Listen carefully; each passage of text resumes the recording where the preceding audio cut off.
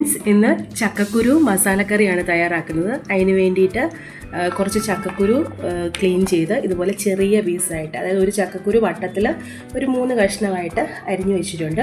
നമുക്കിനി ഇതൊരു പ്രഷർ കുക്കറിലേക്ക് മാറ്റി കൊടുക്കാം.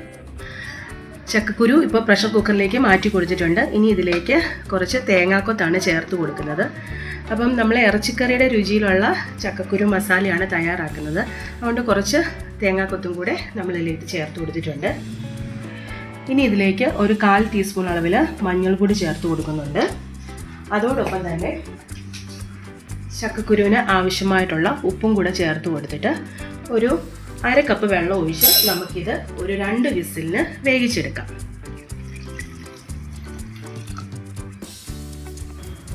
അപ്പോൾ ഈ ചക്കക്കുരു ഇവിടെ ഇരുന്ന് നന്നായിട്ട് ഒന്ന് വെന്ത് വരട്ടെ. നമുക്ക് ആ സമയം അതിനാവശ്യമായിട്ടുള്ള മസാല തയ്യാറാക്കാമേ. ഒരു പാൻ ചൂടാക്കാൻ വെച്ചിട്ടുണ്ടായിരുന്നു. അതിലേക്ക് നമുക്ക് ഒരു 1.5 ടേബിൾ സ്പൂൺ അളവിൽ വെളിച്ചെണ്ണ ചേർത്ത് കൊടുക്കാം. നന്നായിട്ട് ചൂടായി വരട്ടെ. ഇനി ഇതിലേക്ക് ഒരു 1/2 ടീസ്പൂൺ അളവിൽ കടുക് ചേർത്ത് കൊടുക്കാം.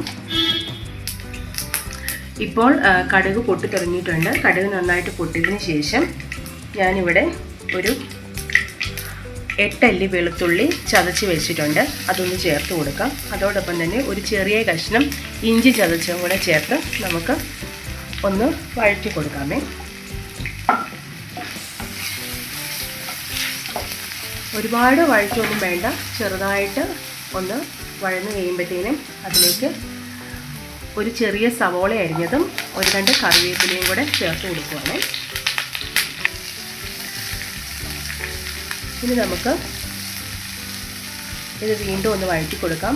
സവോളയൊന്ന് സോഫ്റ്റായിട്ട് വരട്ടെ, അതുവരെ വഴറ്റാമേ. അപ്പോൾ ഈ സവോളയ്ക്ക് ആവശ്യമായിട്ടുള്ള കുറച്ച് ഉപ്പും കൂടി പെട്ടെന്ന് വഴന്ന് വരാൻ വേണ്ടിയിട്ട് ഞാൻ ചേർത്ത് കൊടുക്കുകയാണ്. ഉപ്പ് ചേർത്തതിന് ശേഷം നമുക്കിത് ഒരു 2-3 മിനിറ്റ് നന്നായിട്ടൊന്ന് വഴറ്റി കൊടുക്കാം. മീഡിയം ടു ലോ ഫ്ലെയിമിൽ വേണം നമ്മളിത് വഴറ്റി കൊടുക്കേണ്ടത്, അല്ലെങ്കിൽ പെട്ടെന്ന് അതങ്ങ് കരിഞ്ഞു പോകുമേ. ഇനി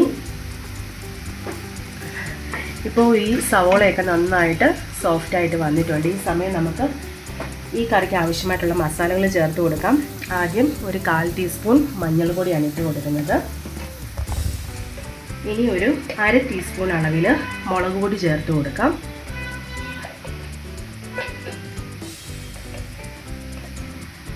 ഇനി ഇതിലേക്ക് 1 ടീസ്പൂൺ അളവിൽ മല്ലിപ്പൊടിയാണ് ചേർത്ത് കൊടുക്കുന്നത്.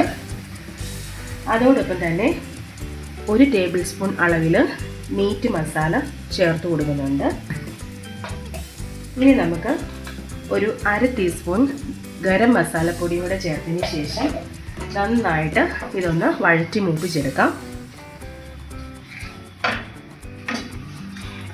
ഈ പൊടികളുടെ എല്ലാം പച്ചമണം മാറി നന്നായിട്ട് ഇതൊന്ന് മൂത്ത് കിട്ടണം. വളരെ ടേസ്റ്റി ആയിട്ടുള്ള ഒരു ചക്കക്കുരുക്കറിയാണിത്. കാരണം നമുക്ക് മീറ്റ് മസാലയൊക്കെ ചേർക്കുന്നതുകൊണ്ട് തന്നെ നമുക്ക് ഇറച്ചിക്കറിയുടെ രുചിയിലാണ് ഈ ചക്കക്കുരുക്കറി. എപ്പോഴും മെഴുക്കുവരട്ടിയും തോരനും ഒക്കെ വെച്ച് മടുക്കുമ്പോൾ ഇടയ്ക്ക് ഞങ്ങൾ ഇങ്ങനെയും വെച്ച് കൂട്ടാറുണ്ട്. വളരെ രുചികരമായിട്ടുള്ള ഈ കറി നിങ്ങളും വീട്ടിലൊന്ന് ട്രൈ ചെയ്ത് നോക്കണം. ഇപ്പോൾ ചക്കക്കുരുവിൻ്റെ സീസണൊക്കെ ആണല്ലോ, എല്ലാവർക്കും അവൈലബിൾ ആയിട്ടുള്ള സമയമാണിത്. അപ്പോൾ ഇങ്ങനെയും കൂടെ ചക്കക്കുരുക്കറി ഒന്ന് വെക്കാൻ ശ്രമിക്കണേ. ഇപ്പോൾ മസാലയൊക്കെ നന്നായിട്ട് മൂത്ത് വന്നിട്ടുണ്ട്. ഇനി നമുക്ക് നമ്മൾ വെന്ത് വെച്ചിരുന്ന ചക്കക്കുരും തേങ്ങാക്കൊത്തും ചേർത്ത് വെന്ത് വെച്ചത് ഇതിലേക്ക് ചേർത്ത് കൊടുക്കാമേ. കണ്ടോ, നമ്മുടെ ചക്കക്കുരും തേങ്ങാക്കൊത്തും നന്നായിട്ട് വെന്ത് വന്നിട്ടുണ്ട്. ഇനി ഇത് നമുക്ക് ഈ മസാലയിലേക്ക് ചേർത്ത് കൊടുക്കാം.